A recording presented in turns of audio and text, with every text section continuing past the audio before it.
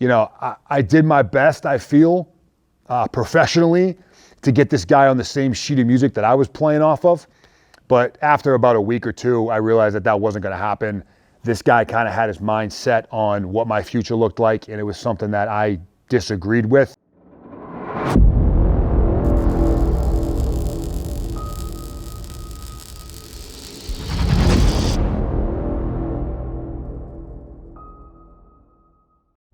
All right, we're back in the team room. Today, we are going to talk about briefly my process to be able to stay on active duty. This is a question I get often.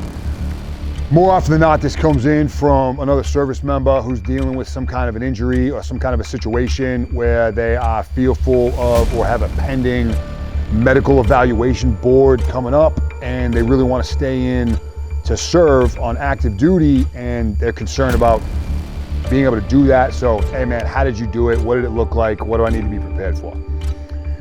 So, when I got out of Walter Reed, got back to Fort Bragg, a medical evaluation board was triggered right there and then, which is referred to as an MEB.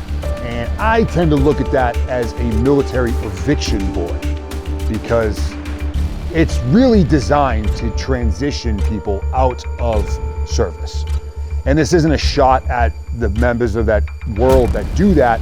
Most of the people they see want to get out of the military. They want to get out of the Army. So they're somewhat conditioned to facilitating that. I showed up day one where I met my Pueblo. I actually don't know how to pronounce that acronym accurately. It's essentially the person who you are assigned to that quarterbacks you through the MEB process. You need to go to this appointment, we need to do this paperwork. It's the Army, so of course it is very detailed and there's a whole lot of paperwork involved. So Pueblo is the person that does that for you. Well, I showed up on day one, I meet this guy and he's like, all right man, let's get this ball going. And I said, hey sir, just so you're aware, like I'm staying on active duty. And he was like, yeah, we'll do what we can, but with your type of injury, it's really unlikely. And, I did my best, I feel, professionally to get this guy on the same sheet of music that I was playing off of.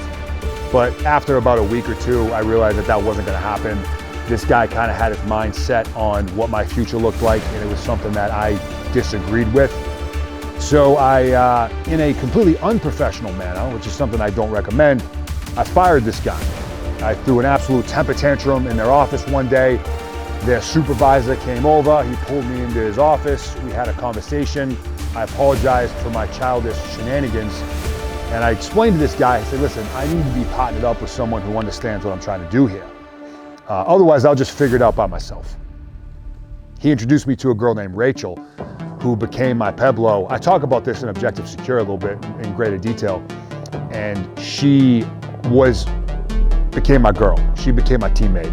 She was very much on the same sheet of music I was, and she had worked with other soft guys before to help them get through the process, but of the same mindset of this is a means to an end, let's get you back in the game. So she was amazing. At the end of my med board, which took about 7-8 months, I was found unfit for duty by the Army standards. And those standards come from the MOS in which you have and or the one you are trying to go to. So it's essentially a list of tasks that you need to be able to complete in order for the Army to find you fit for duty. Well, at the time I was an 18 Bravo, which are the Special Forces weapons sergeants. And as an 18 series guy, as a Green Beret, the list as for tasks for an 18 Bravo is quite long. And at that point, I had just been an amputee for about 18 months. So I still had a lot of work left to do. There were a lot of things on that list that I knew I couldn't do.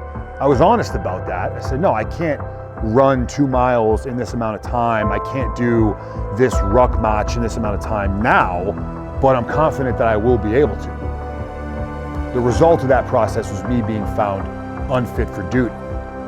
Well, I had done my homework and I learned that there was another option if and when someone's found unfit for duty. And that's referred to as a COAD packet or a COAD request. COAD being an acronym which stands for Continuation on Active Duty. What that essentially means, and by all means, do the research, read the doctrine, read the policy, but what that essentially means is, even though the Army finds you unfit for duty, your unit can decide to retain you anyway. So essentially, they assume the risk associated with maintaining you as a member of that unit, even though the Army finds you unfit for duty. Well, it took, again, 7-8 months for the Army to find me unfit for duty.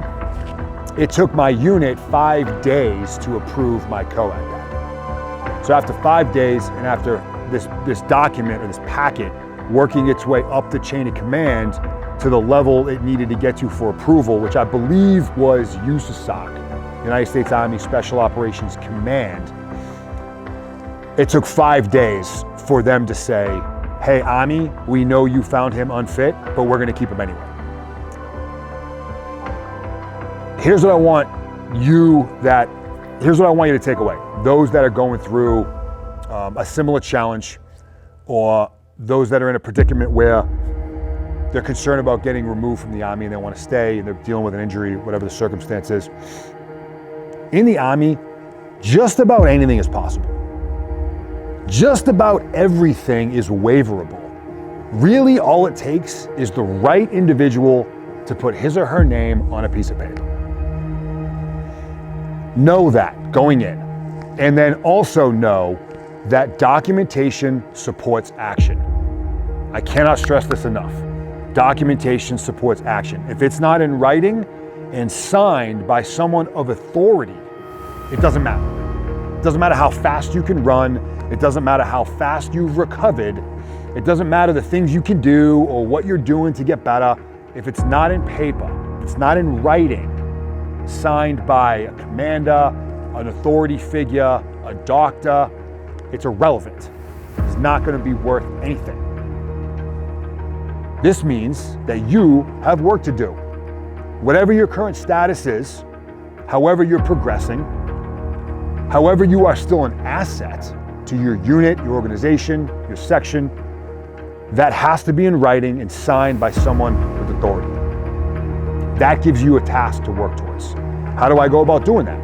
Well, you start by doing your homework, which is an evolving process in the Army.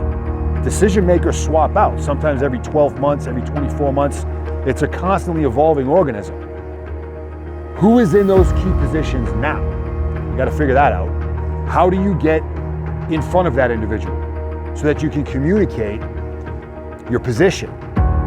You can argue your position. You can explain, here's what I'm dealing with, here's my plan, here's my course of action, here's how I've made up a difference between what I've lost. This all requires thought in advance. Like, there are things for you to be doing now to set yourself up for success for being found fit for duty or going down the COAD route. Doing our homework, being prepared for those conversations, having done our own research, having done our own homework, having documented all of the above, having a clear goal in mind. That's going to be extraordinarily important. You sit down in front of this decision maker, he or she's going to be like, what's your plan and what are you trying to do? That can't be, well, I know I don't want to be a civilian. Not going to work. Not going to work. Not good enough. You've failed to prepare, therefore you have failed to effectively communicate your position. Do your homework, be well rehearsed, know what it is you're trying to do and how you're going to go about doing it. And then, are you willing to take the risk? Because you may get to a legitimate stopping point as you're working your way up the chain of command to get to a decision maker. You may hit a level or a human that just flat out says, no, get out of my office, or responds to the email, no, stop emailing me. Are you willing to take the risk to go around that? It's a risk. You run the risk of burning a bridge. You run the risk of deteriorating a relationship. This is an individual question. My recommendation is this. If you decide it's worth taking that risk because you want it bad enough, as long as you remain professional and respectful, yeah, you may ruffle some feathers, but you're doing so in a way in which, at the end of the day, most practical individuals and most solid leaders will look at that action and go, I can understand that. I don't necessarily like it because he went around me and he's talking to my boss. I already made a decision and this dude just went around me and now things are happening above my level. Kind of makes me look bad, perhaps. But you remain professional and respectful. At the end of the day, that individual who you may have irritated, chances are, is going to look at what you did with respect. So that's the process I went through. And I think it just boils down to how bad do you want it? What work are you willing to do? Are you willing to have a difficult conversation? Are you willing to go for it?